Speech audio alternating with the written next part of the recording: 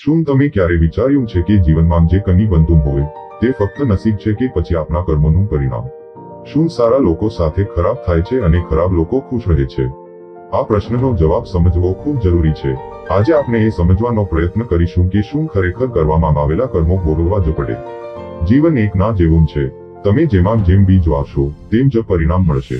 જો તમે સારા કર્મ કરશો તો તમારું ભવિષ્ય તેજસ્વી બની જશે, અને જો ખરાબ કર્મ કરશો તો કનિક ને કનિક તમારી સામે આવીને ઊભું થશે.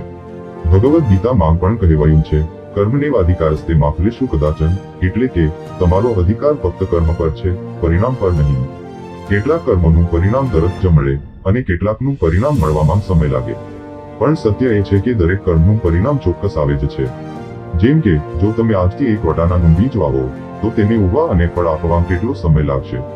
થોડા મહિના. પણ જો તમે એક વટવૃક્ષનું બીજ વાવો તો તેને દાયકાઓ લાગી શકે છે.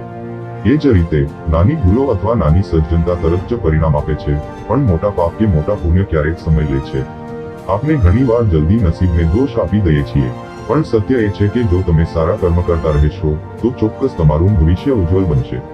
જીવનમાં જે કોઈને શ્રદ્ધા અને ધીરજ હોય તે જ જીતે છે. શું તમે જાણો છો કે ખરાબ કર્મો કરવાથી તેઓ તમારું ભવિષ્ય કઈ રીતે નષ્ટ કરી શકે? જો તમે કોઈ સાથે દગો કરશો તો તમારું ભવિષ્ય પણ એક દિવસ દગો આપશે. જો તમે મીઠા બોલશો તો એક દિવસ તમારી વિશ્વસનીયતા ગુમાવી દેશો. તેથી શાંતિ અને સફળ જીવન માટે સારા કર્મ કરો.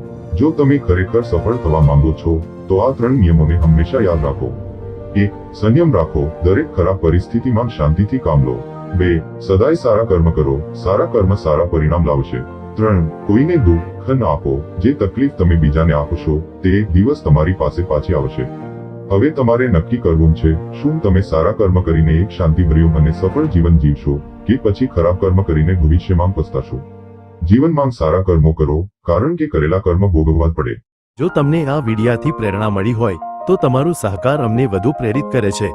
સબસ્ક્રાઇબ કરો, લાઇક કરો અને તમારા મિત્રો સાથે આ મેસેજ શેર કરો. સાથે મળીને આપણે પ્રેરણાનું એક મજબૂત અને સુંદર જૂથ બનાવી શકીએ. જય દ્વારકાધીશ.